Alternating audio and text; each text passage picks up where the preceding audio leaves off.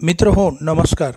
आपण आजच्या व्हिडिओमध्ये मान्य न्यायालयातून स्टॅम्प रिफंड कसा करायचा म्हणजेच आपण एखादं दिवाणी स्वरूपाचं प्रकरण अथवा फौजदारी स्वरूपाचे प्रकरण दाखल केल्यास अशा प्रकरण दाखल करताना आपणास मान्य न्यायालयाकडे ज्युडिशियल स्टॅम्प भरावा लागतो।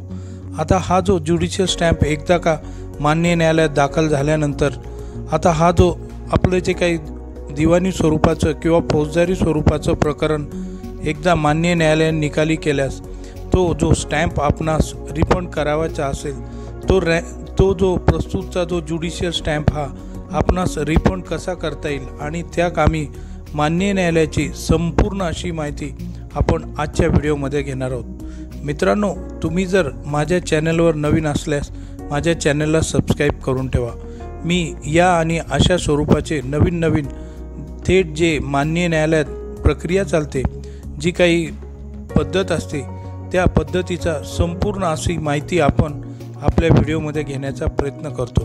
म्हणून मित्रांनो, जास्त वेळ न दवडता आपण आजचा जो आपला विषय आहे व्हिडिओचा की मान्य न्यायालयातून स्टॅम्प रिफंड कसा करायचा म्हणजे जे रिफंड सर्टिफिकेट हे मान्य न्यायालयातून कसे घ्यावे त्याबाबतची संपूर्ण अशी माहिती आपण आजच्या व्हिडिओमध्ये घेत आहोत।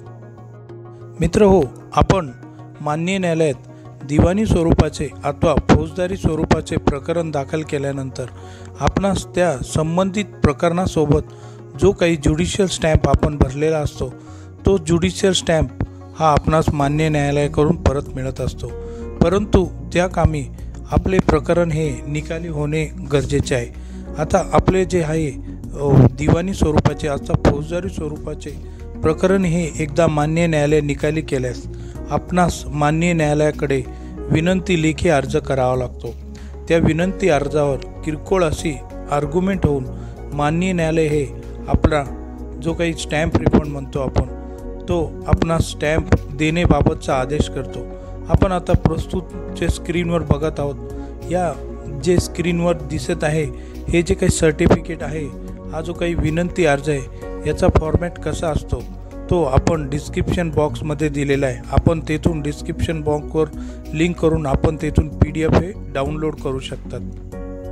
बहुतांश हे फौजदारी स्वरूपाच्या प्रकरणात मान्य न्यायालय हे स्टॅम्प रिफंड देण्याबाबतचा आदेश करतो, परंतु काही दिवाणी अर्जांमध्ये काही दिवाणी दाव्यांमध्ये मान्य न्यायालयाकडून आपणास हा स्टॅम्प रिफंड करण्याबाबतचा विनंती अर्ज करून आदेश करावा लागतो। मित्र हो, मान्य न्यायालयाने आपला स्टॅम्प रिफंड करण्याबाबतचा जो काही ज्युडिशियल स्टॅम्प रिफंड करण्याबाबतचा आदेश मंजूर केल्यानंतर आपणास पुढील जो महत्त्वाचा टप्पा आहे आपणास, कारण मित्रांनो आपण हा प्रस्तुतचा स्टॅम्प हा महाराष्ट्र शासन यांच्या खात्यात भरत असतो, म्हणून प्रस्तुतचा स्टॅम्प रिफंड देणे कामी हा पूर्णपणे महाराष्ट्र शासन यांची परवानगी लागते। त्या कामी आपण स्क्रीनवर पाहत आहात की आपणास जे प्रांत अधिकारी जे SDO असतात यांच्याकडे आपल्याला लेखी विनंती अर्ज करावा लागतो। तेथे आपण लेखी विनंती अर्जाचा फॉर्मॅट कसा असतो याबाबतचे सविस्तर PDF हे मी डिस्क्रिप्शन बॉक्समध्ये दिलेले आहे। आपण तेथून लिंक ओपन करून PDF हे डाउनलोड करू शकतात। त्यानंतर आपण मित्र हो अशा स्वरूपाचा पूर्ण लेखी विनंती अर्ज हा प्रांत साहेब यांना केल्यानंतर आपणास तेथे त्या अर्जाची छाननी होऊन म्हणजे त्या अर्जाची पूर्ण चौकशी होऊन मित्रांनो आपणास एक साधारण 2 ते 5 दिवसांच्या आत 7 दिवसांपर्यंत आपणास हे स्टॅम्प रिफंड मिळण्याची प्रोसिजर चालू होते। अशा प्रकारे आपणास एकदा माननीय प्रांत साहेब यांनी स्टॅम्प रिफंड देण्याबाबतचा आदेश केल्यानंतर आपणास पुढच्या टप्प्यात जावे लागते। मित्र हो, माननीय न्यायालयाकडून आपणास जे काही मूळ रिफंड सर्टिफिकेट मिळते ते मूळ रिफंड सर्टिफिकेट हे माननीय प्रांत साहेब यांच्याकडे दाखल करावे लागते। अर्जासोबत हे जे मूळ रिफंड सर्टिफिकेट दाखल केल्यानंतर माननीय प्रांत साहेब हेच योग्य ती चौकशी करून 5 ते 7 दिवसाच्या अवधीमध्ये आपणास मूळ सर्टिफिकेट परत करून देते आणि त्यावर रिमार्क्स देते की यांना सदरचा जो स्टॅम्प आहे देण्यास कोणतीही काही अडचण नाही।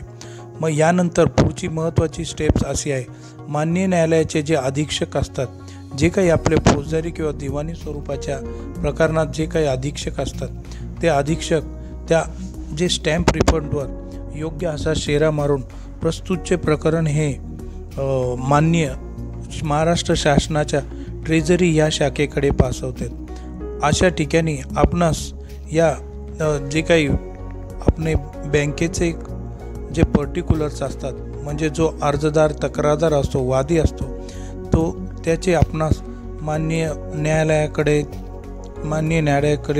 ऑफिस कार्यालयाकडे अधीक्षक साहेब यांच्याकडे आपणास बँकेचे डिटेल्स द्यावे लागतात। बँकेचे पासबुक, त्यानंतर आपले आधार कार्ड, त्यानंतर ब्लँक चेक जो साईन केलेला असतो, कोरा चेक जो साईन केलेला असतो, ब्लँक चेक, त्यानंतरचे इतर जे काही अन्य पुरावे मान्य बँकेचे ते द्यावे लागतात। आणि पुढील काही दिवसांमध्ये आपणास आपण जी काही रक्कम दाखल केलेली, आपण जो काही ज्युडिशियल स्टॅम्प भरलेला असतो मित्रांनो, तो आपणास मिळतो।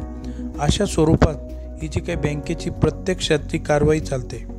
मित्रांनो, तुम्ही जर माझ्या चॅनलवर नवीन असल्यास चॅनलला सबस्क्राईब करा आणि हा व्हिडिओ तुम्हाला आवडल्यास त्याला लाईक करायला विसरू नका। धन्यवाद मित्रांनो, थँक्यू।